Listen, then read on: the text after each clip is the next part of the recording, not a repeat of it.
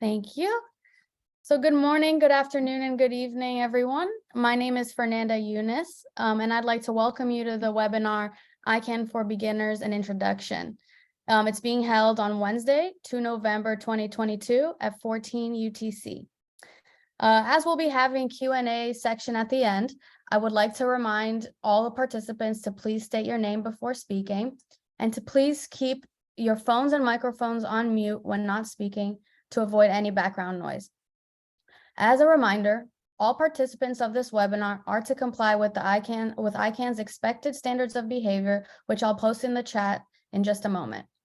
Here, I'll post right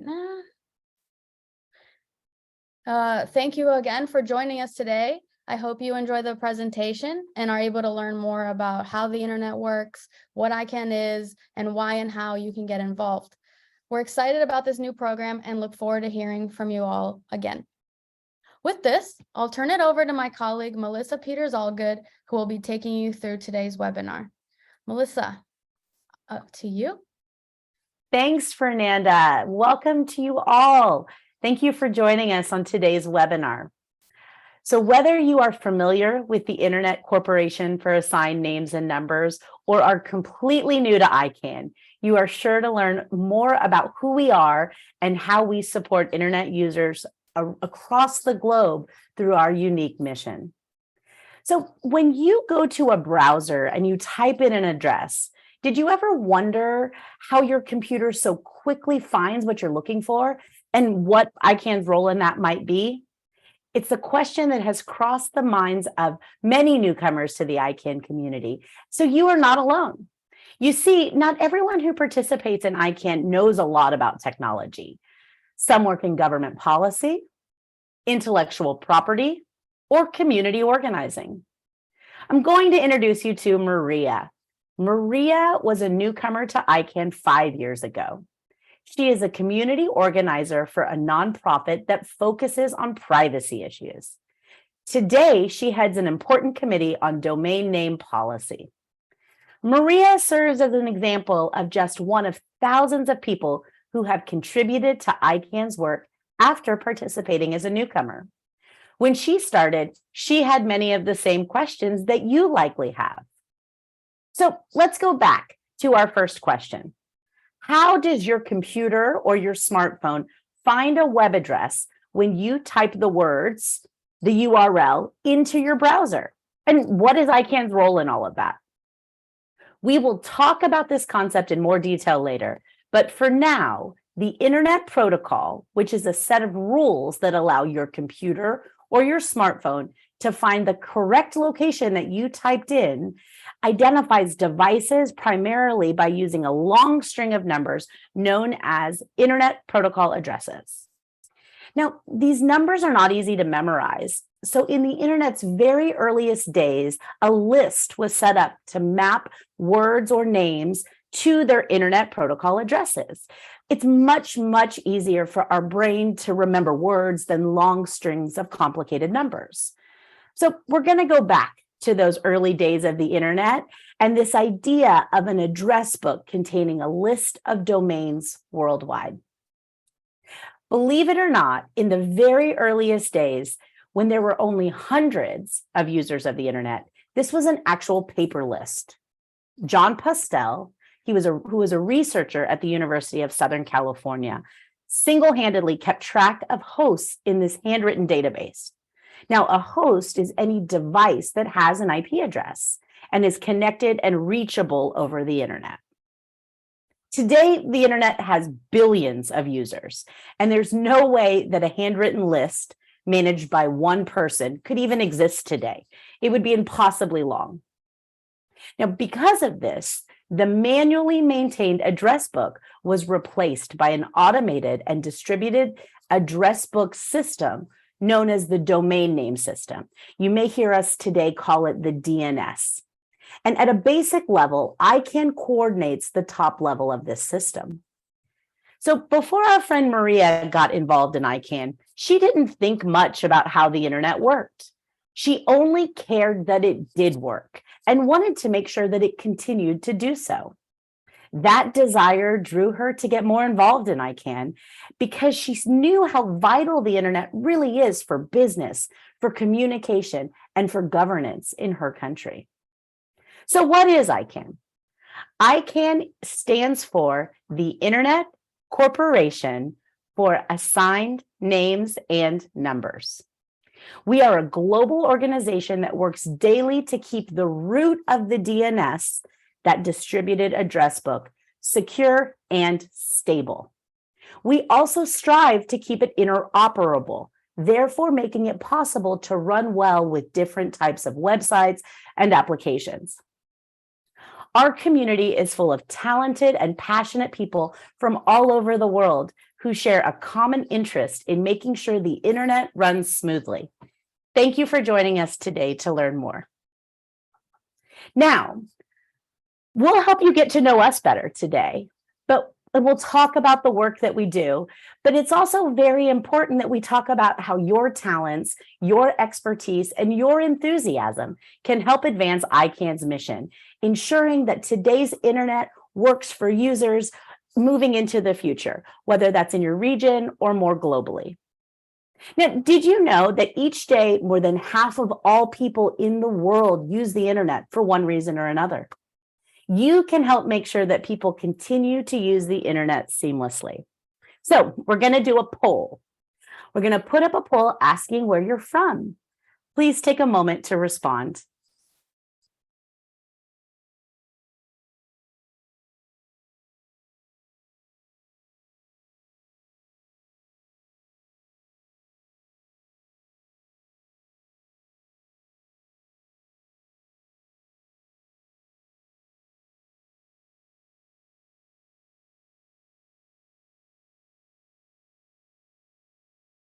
Fantastic.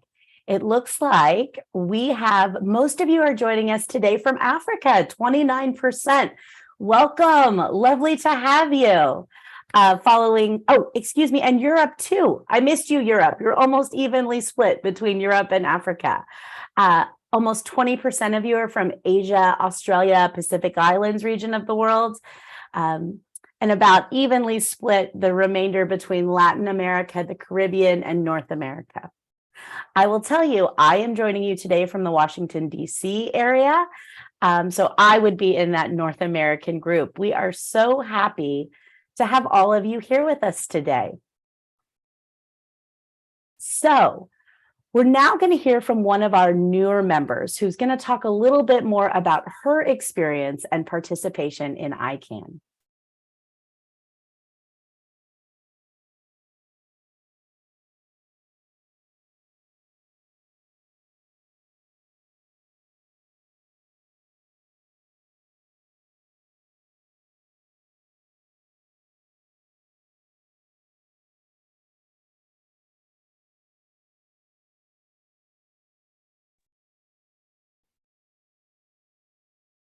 Seems you're unmuted. I think our video is having audio problems. So you know what, guys, let's pause this video. We're going to try it again. Thank you for your patience with us here today. We'll get it started again.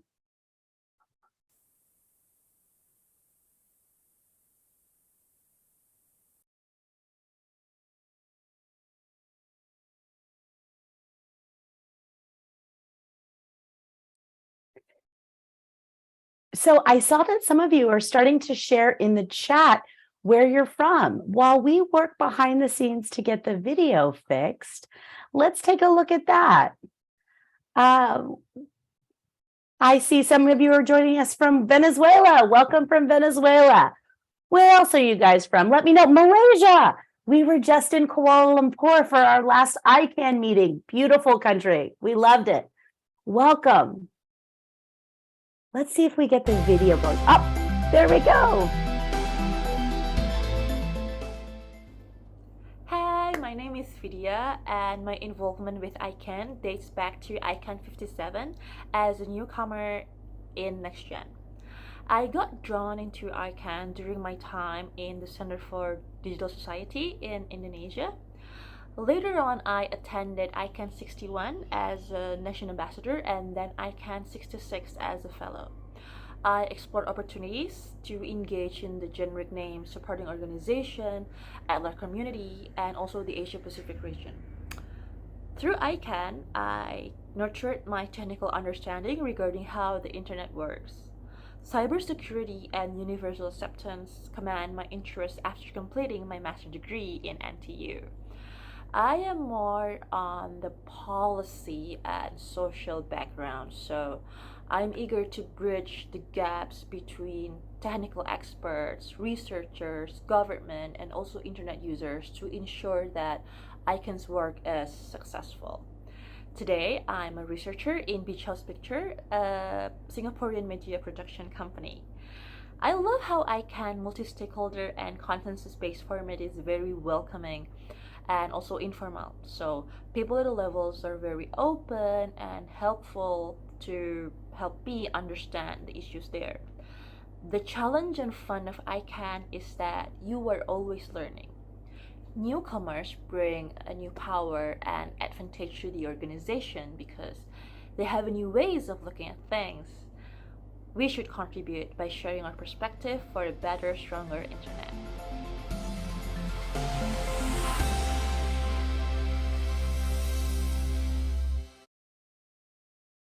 My thanks to all of your patience as we encountered that technical difficulty. And thank you for sharing where you're from in the chat. We really are so happy that all of you are here with us today. So we're going to dive back into the presentation. Our community members, just like Fidya, are drawn to our work because they understand the importance of ICANN's role in ensuring that the internet works for users like them. People use the internet to learn, to research, to purchase items online, and most importantly, to connect with others. Many also use it to connect with their local governments. Now, you probably have your own reasons for joining us today to discover what ICANN's all about. So let's learn more about you. May we have our second poll, please? This one is about your top reasons for joining us today, and please select all that apply.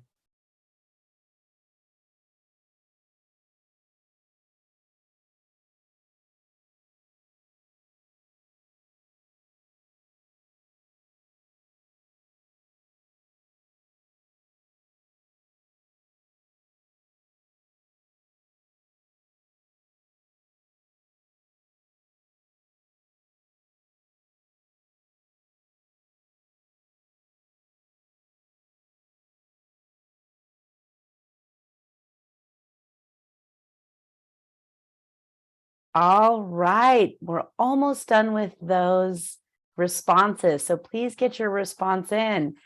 It looks like the majority of you are here because our work at ICANN might be relevant to your job or to your research. Welcome.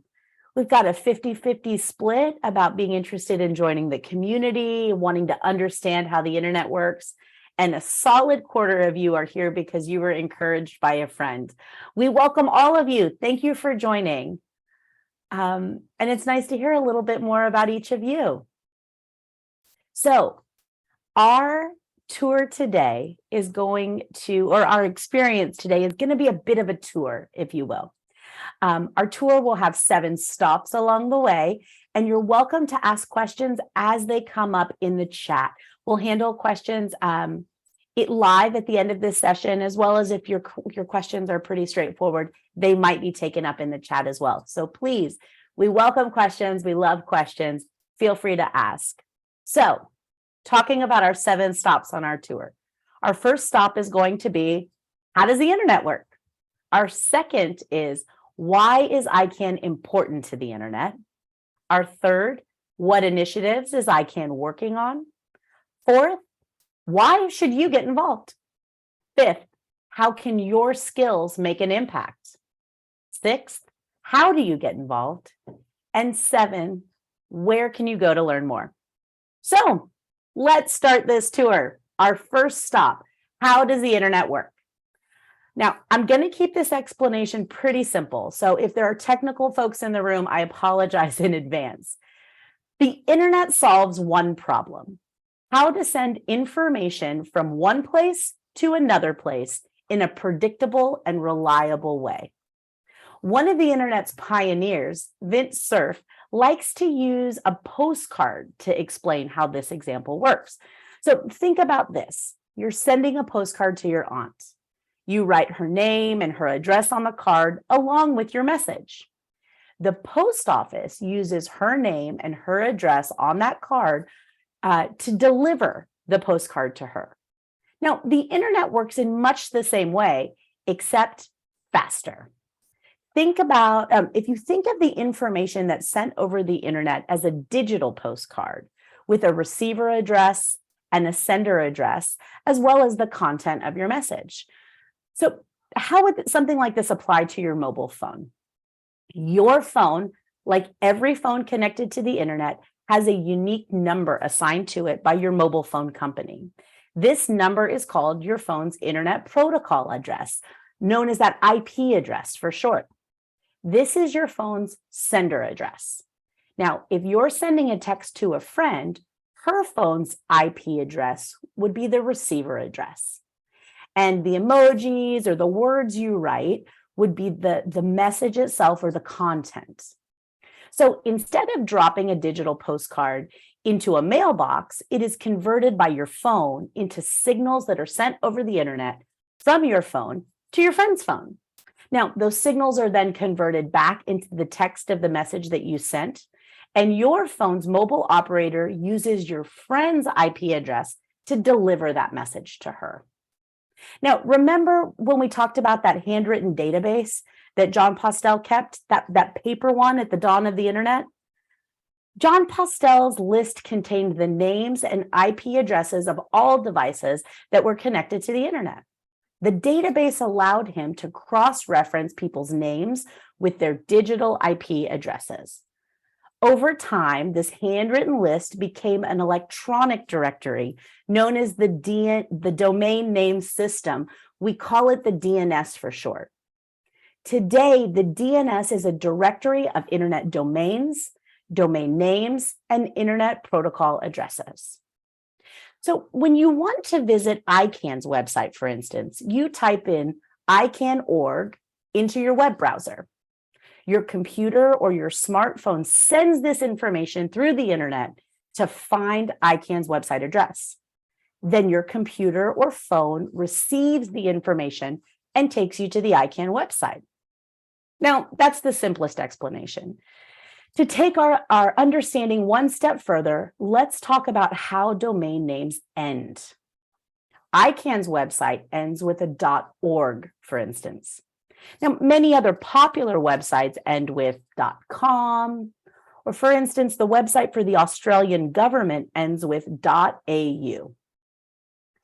.com, .org, and .au are all called top-level domains, known as TLDs. Now, .au is a country code top-level domain known as a CCTLD, assigned to a country or to a territory. .com and .org are called generic top-level domains, otherwise known as GTLDs, to distinguish them from those country code top-level domains.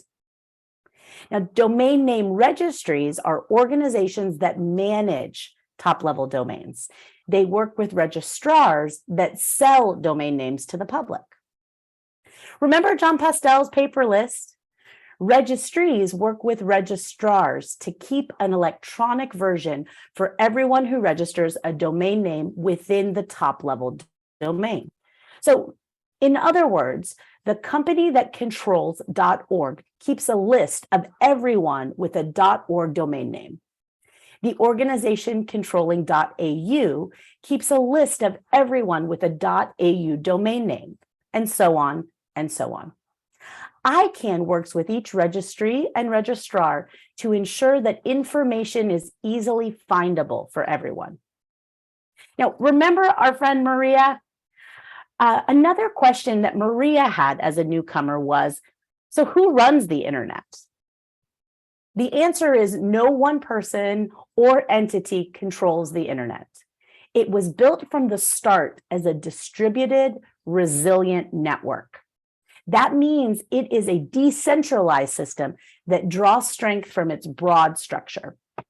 When it comes to the domain name system, again, we call it the DNS, different organizations have authority and control over pieces of this naming system. At the very top of the DNS is the root zone. As part of its functions, ICANN administers and maintains the root zone, which contains all addresses of top-level domains. Within this main system are root servers, which are globally distributed. It's a system that's globally distributed that serve the root zone worldwide. Now, the root server system is made up of over 1,000 individual machines, known as root server instances, that are distributed throughout the globe. These instances can be placed in various locations in order to be as close as possible to internet users. And you suppose one root server instance goes down? It's not a problem. The root server system is designed in such a way that should this happen, traffic is just directed to a different one. This technique helps make the internet stable and resilient from failures. Our friend Maria sees great potential in the internet's connectivity because she cares about because she cares about privacy issues. She is also concerned about how data is shared through domain name operators and is released through the domain name system. Her non-for-profit that she works for focuses on these privacy issues, which is why she ultimately became involved in ICANN. It's time for another poll. Which types of domain names do you visit the most? Generic top-level domains or country code top-level domains?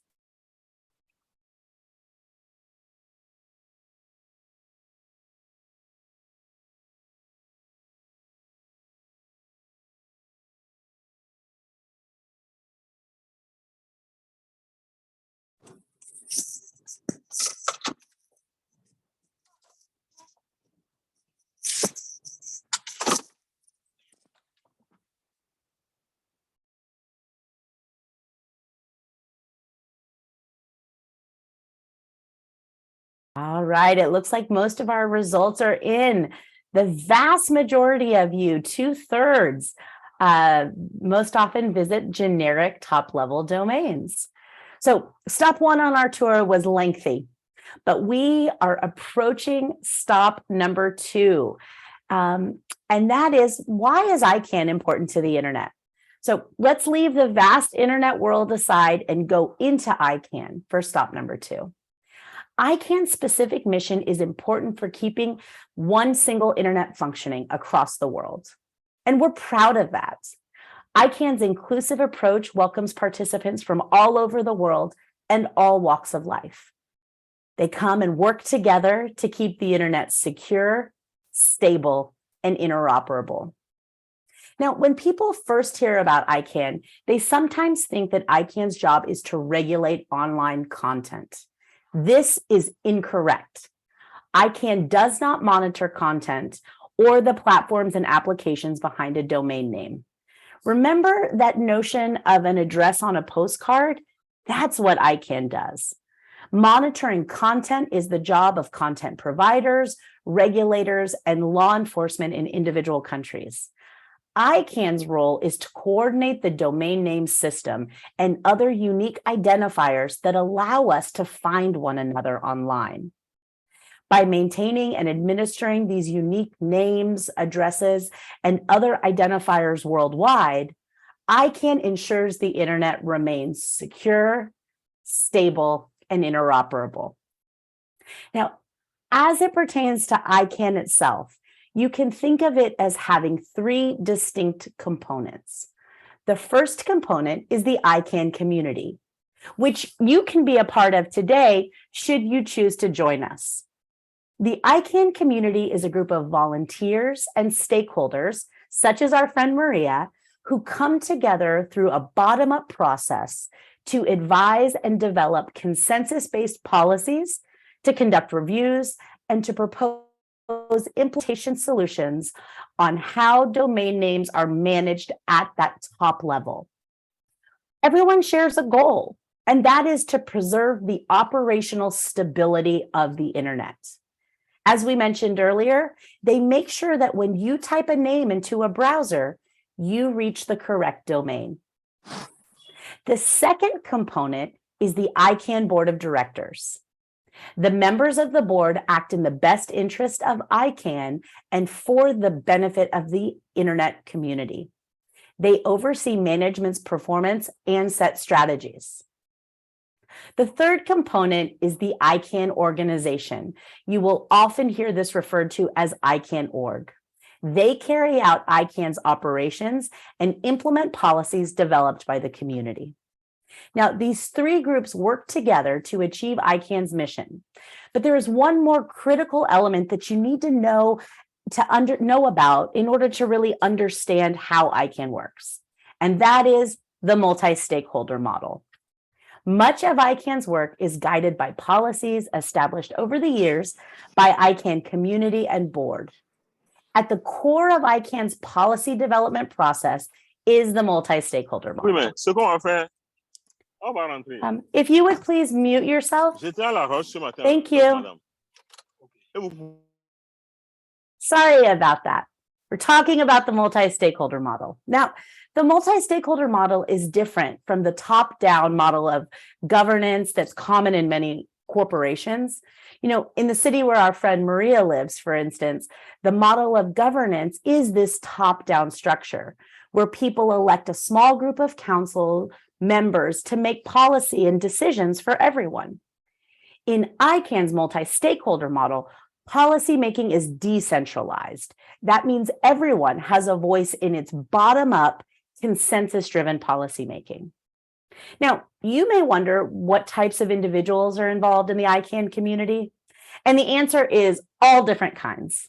We've already talked about how Maria works at a nonprofit institution, but the ICANN community broadly includes individuals from the technical community, from academia and research organizations, businesses, civil society, governments, non-governmental organizations, and internet users. Their interests are represented in ICANN's key policy advisory and development bodies, which are known as the advisory committees and the supporting organizations. We're going to talk about a few of these here. The generic name supporting organization, which is known as the GNSO, the governmental advisory organization, which is known as the GAC, and the at-large advisory committee, which is known as the ALAC, are just three of the bodies that you might hear about as you get involved with ICANN. Individuals within these groups focus on many different things. You might find government leaders and nonprofits focusing on regional issues, or attorneys and content creators talking about intellectual property rights. Some nonprofits and activists work on human rights issues and internet access issues. You might also find business people within the domain name market talking about policies that affect the bottom line of the companies for which they work. So Maria, for example, who works for a nonprofit, first joined groups focusing on not-for-profit concerns and data privacy issues. Now, because we only have a short time together here today, we will not describe all these different bodies in detail, but just know there are a wide variety of interests represented at ICANN, and you are likely to find the group that best fits you. If you're interested in learning more, you can go to our free online learning platform called ICANN Learn, where you will find courses about the ICANN community and other topics. You can also visit the community section of the ICANN website, which is icann.org. Now, it's time for another poll. We want to learn more about you. Please take a moment and select the answer that best describes your role.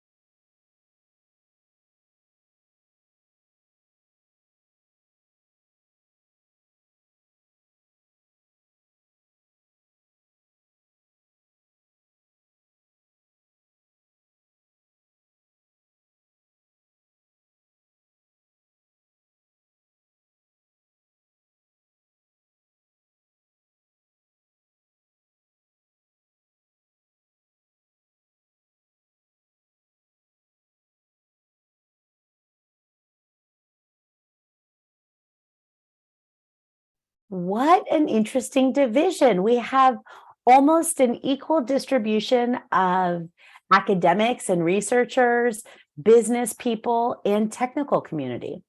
But there's still some of you that are in civil society, our general internet users, and some governments as well. And I also see you nonprofits and NGOs, small but mighty. There's two of you here. So welcome to all of you. And I think that this poll goes to show really the broad interests of individual members of the ICANN community. And there really is something here for everyone. We're going to go back to our tour, and we are on stop 3. What initiatives is ICANN working on?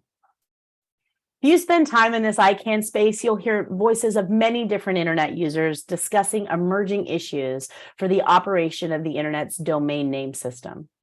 If you choose to join us, you will soon find out that ICANN is a very, very busy place. There's a lot going on at any given time. So we advise our newcomers to pick 1 or 2 areas of interest when you get started. Otherwise, it can be completely overwhelming, but don't worry. We are here to help you find the right fit.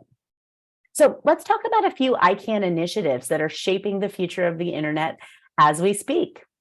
These include ICANN's work towards a multilingual internet where people across the internet can use their own script and their own devices. Now, there are more than 5 billion people around the world who use the internet. That's slightly over half the world's population. One of ICANN's goals is to help the next billion people get online through initiatives such as our internationalized domain names effort, as well as through universal acceptance. So this IDNs, this internationalized domain names, recognizes and reflects the richness of languages that are used worldwide. Such domain names could contain letters or characters from non-Latin scripts, such as Arabic or Chinese. And through universal acceptance, ICANN is working to ensure that all valid domain names, including those IDNs, as well as new top-level domains and email addresses, can be used by all internet-enabled applications, devices, and systems, regardless of script, language, or character length.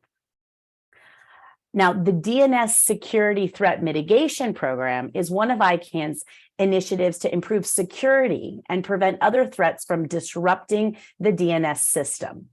Through this program, ICANN strives to make the internet a safer place for all end users by reducing the prevalence of DNS security threats across the internet. Now, ICANN's work for these efforts is essential for maintaining the stability and security of the internet. But if one of these topics doesn't interest you, don't worry. There are so many issues to get involved in.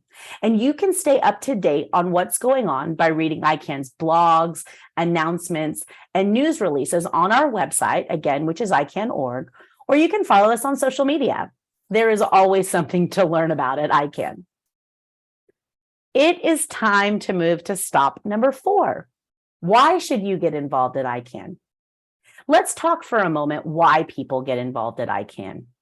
Just like you and me, ICANN is constantly growing and evolving. And ICANN is more than just an organization. It's a community. When you join the ICANN community, you're not just helping ICANN. You can benefit too by developing personal and professional skills. Our friend Maria, for instance, had never organized a meeting before joining ICANN.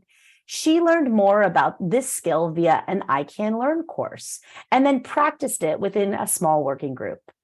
Today, she chairs an important committee and is recognized for her skills in ensuring that all voices are heard. By participating in ICANN's work, you'll connect to others, you'll grow your network, and you can expand your perspective. You'll join a larger effort to help protect the internet as a global resource that so many people depend upon. Time for stop number 5. How can your skills make an impact? So I'm about to share a video of the experience of another ICANN community member as we move on to our next stop about your skills making an impact.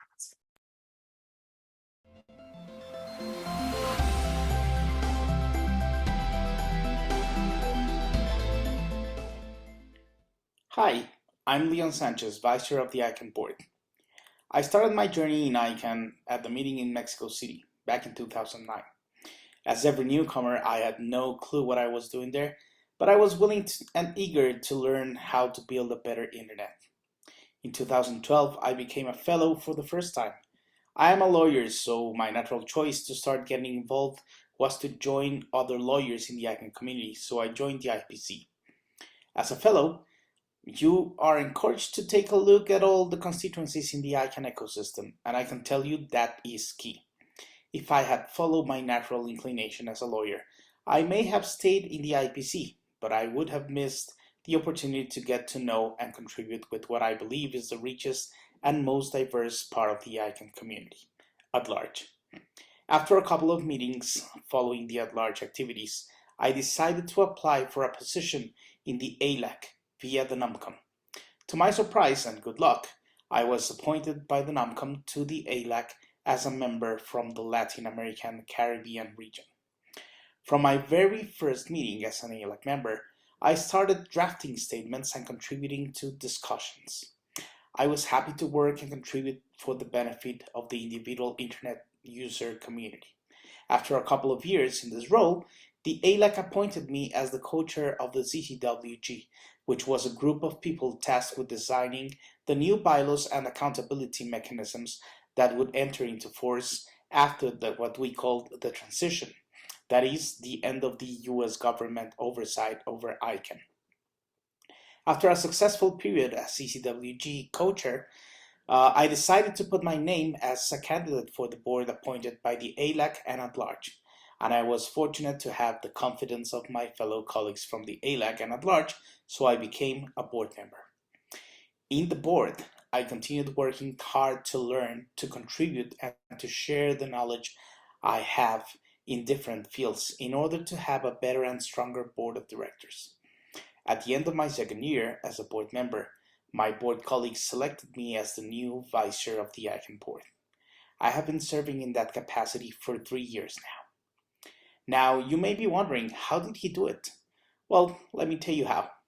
I worked hard through countless hours in face-to-face and virtual meetings, sometimes during my daytime, but most times during my nighttime. I kept an open mind.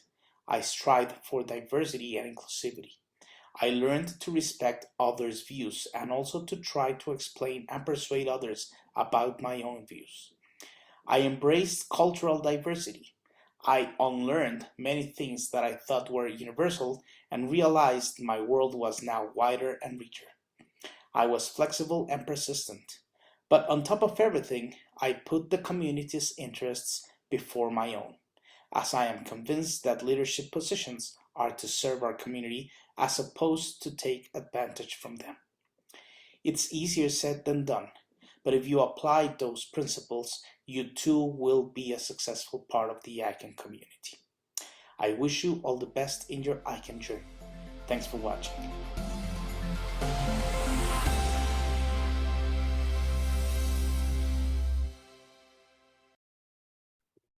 When people start as newcomers, just like Leon, they sometimes are surprised at the personal growth they experience by joining ICANN.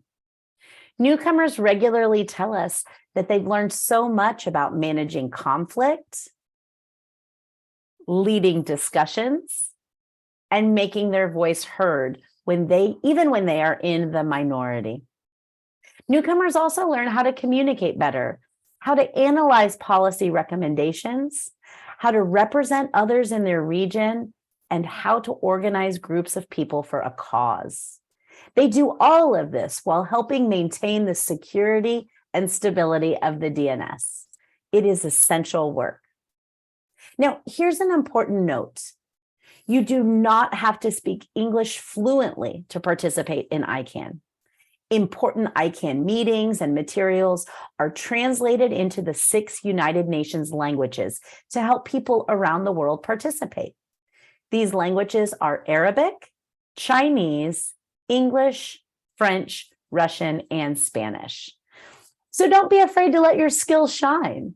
At ICANN, there's always room for people who are willing to help with reading and researching draft policy documents, writing white papers, blogs, or comments, leading a meeting, organizing or taking part in discussions, reaching out to new people to get them involved, and finding compromise as part of consensus-based decision-making.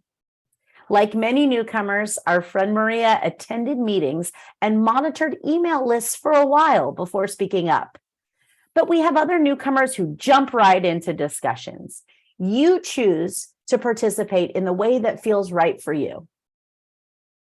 We've now come to stop 6. How do you get involved? Begin your ICANN journey where you feel most comfortable.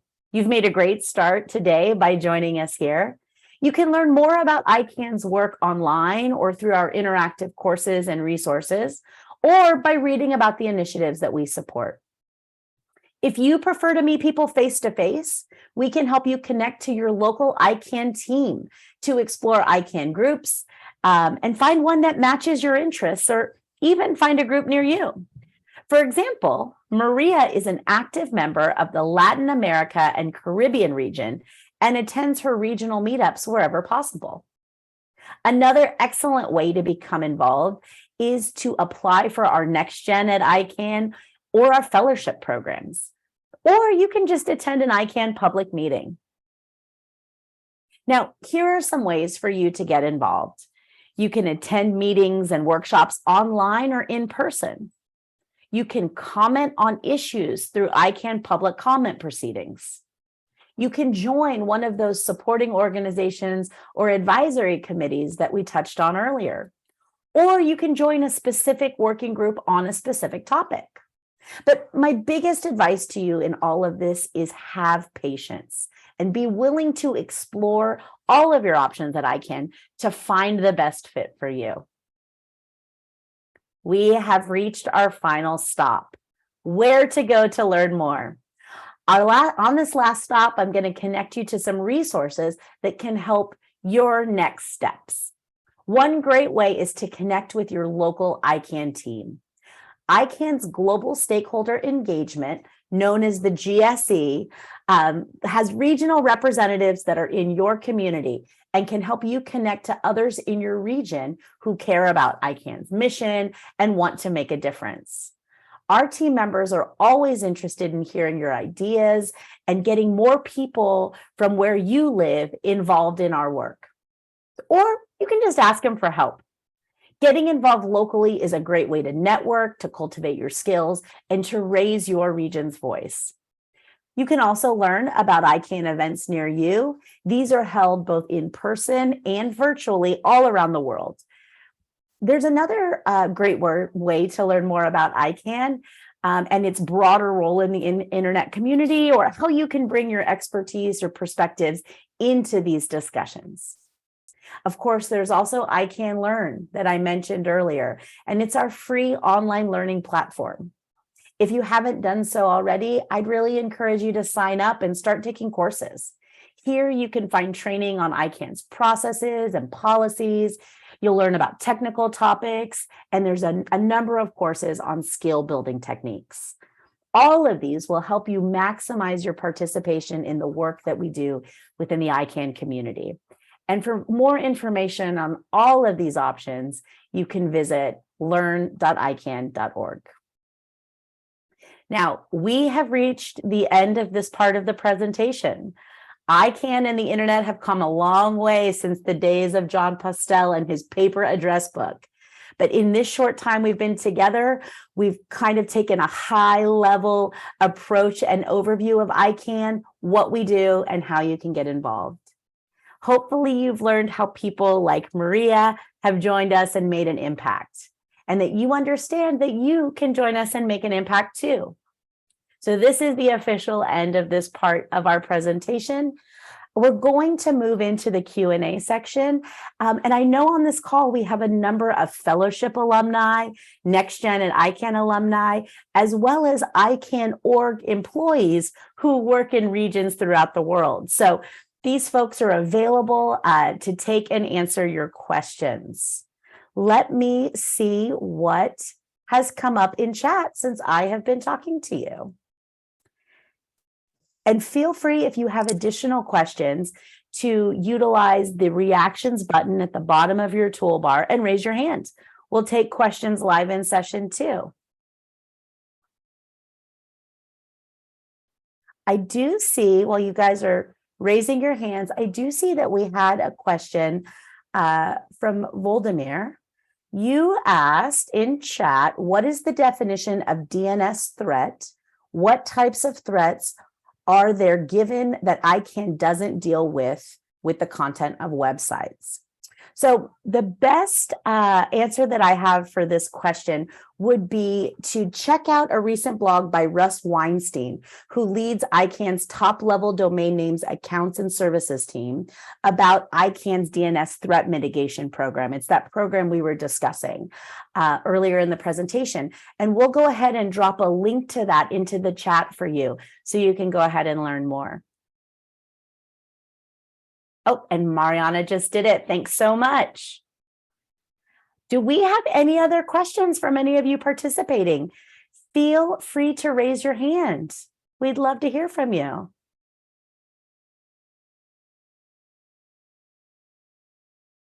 Okay, so I'm not seeing any hands, but that doesn't mean that you can't reach out to us. All of our, oh, I just got a question in chat. Interested to hear how newcomers with backgrounds in politics and social studies adjust to technical matters in ICANN. To what extent does such backgrounds typically limit or add value to their participations? All right, fellow NextGen alumni on this call, who wants to take that one for me? Feel free to raise your hand and then take the floor. Do we have anyone with backgrounds in politics or social studies that have had to navigate the technical challenges? Fadia, over to you. Hey, can you hear me? I can. The floor is yours. Okay, I'm gonna address the question from Mabda, I believe. Please proceed. Yes. Okay, because as you see, I was in the previous video earlier, so I came from a background of politics and social studies, and how I first got involved into ICANN was on the ICANN 57 meeting that happened in Hyderabad, India. So by that time, I joined as NextGen, the newcomer program that is, I believe, for those age below 30, if I'm not mistaken. So how I got into the NextGen participation was that I share my research that was about, it was about technopreneurship, and that was got through the screening process through ICANN, and also like I answered the questions that was there for the application process, and that was how I got into the NextGen program. And then from there, I attended the sessions on the ICANN 57 meeting as a NextGen, like the sessions from GNSO, CCNSO, at large.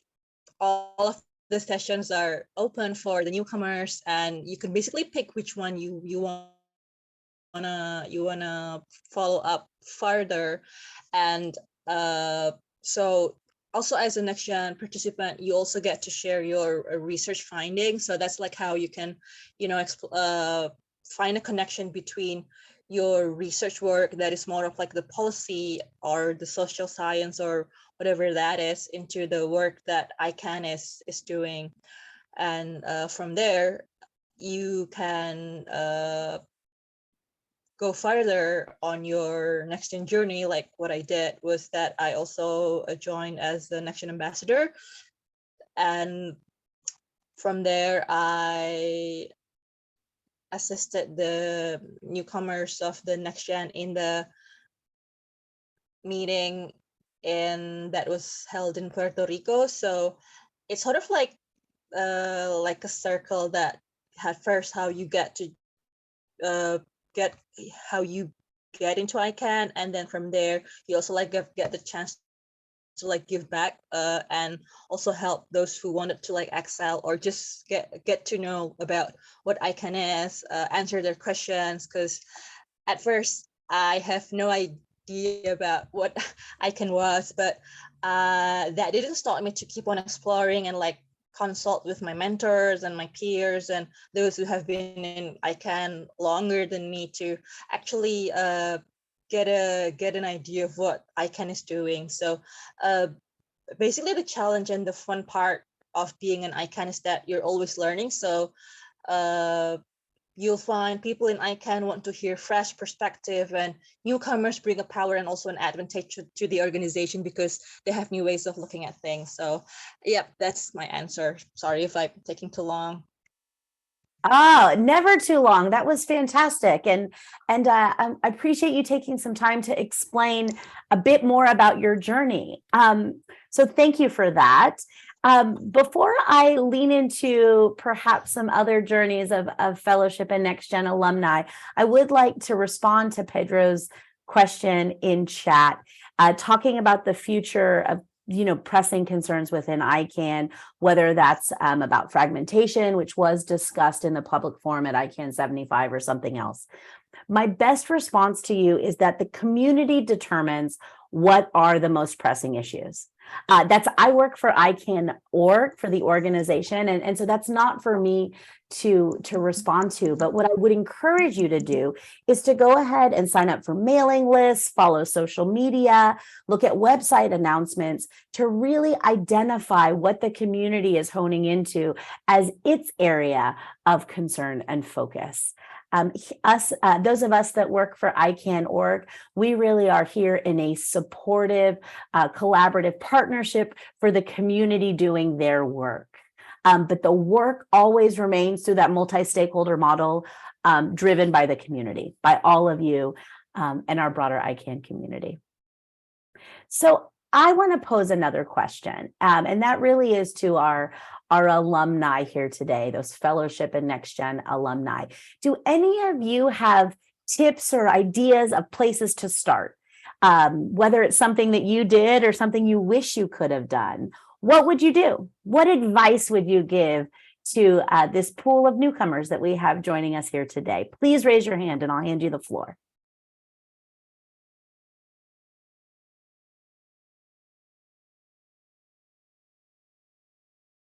I don't see any hands.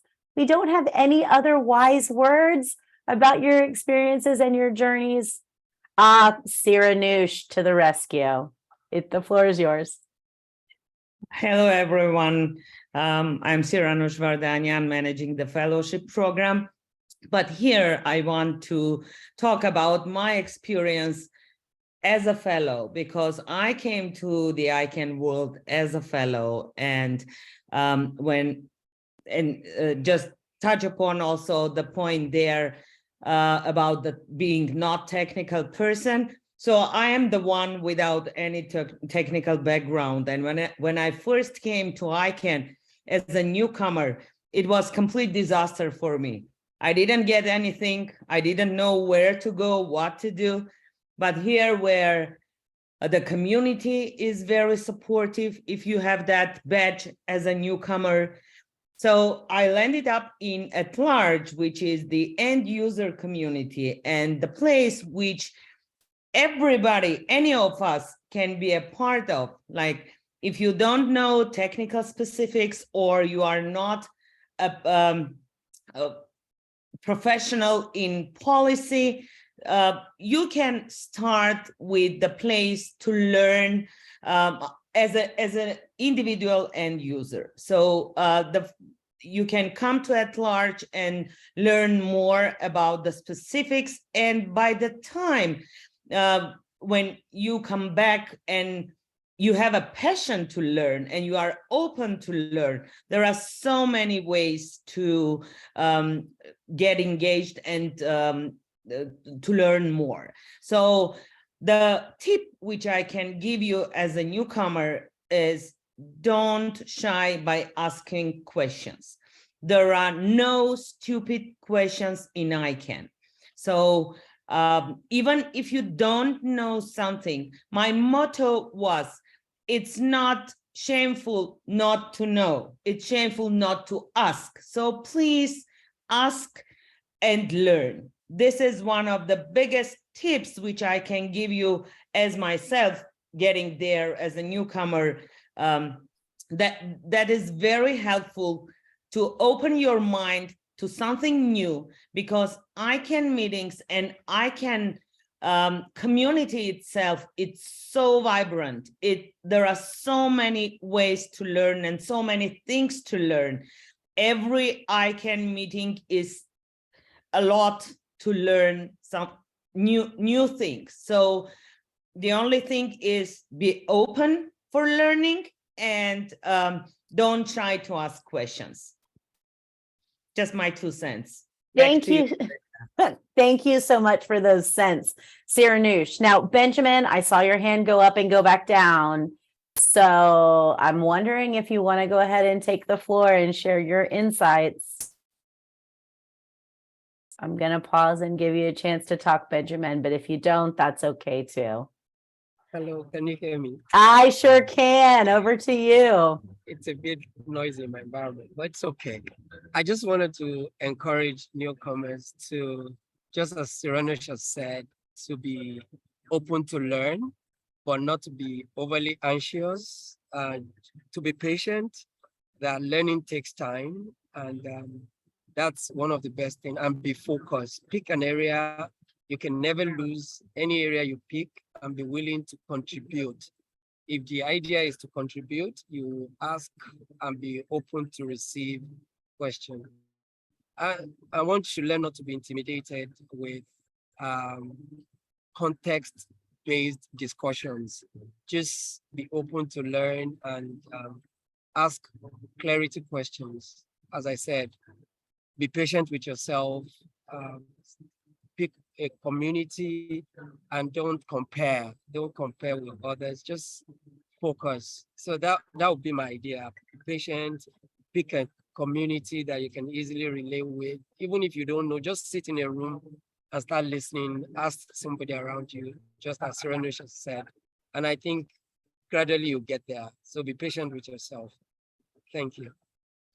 Thank you so much, Benjamin. Excellent advice. Listen, learn, ask questions, and be patient. It does take time. There's plenty of complicating factors to this work, but piece by piece, little by little, everyone moves forward. So I'm going to do one more call for any questions or comments or advice. This is that call. So if you'd like to share, raise your hand. Okay, we're at the top of the hour. So seeing no one, I'd like to thank you again for joining us here today. ICANN is always looking for talented volunteers from all around the world who want to help us ensure the global internet remains stable, secure, resilient, and multilingual. Whether you're an expert in your field or just starting your career, we have a role for you. So you can learn more about how to get involved and join our global community of volunteers at our website, icann.org, or by signing up for those regional newsletters we discussed. And we encourage you to stay tuned for our next webinar. It's going to be about universal acceptance, and it is likely to happen in January 2023. So make sure that you're on the lookout for notice and information about that. We look forward to hearing from all of you soon. Thank you so much. Sarah, you can stop the recording.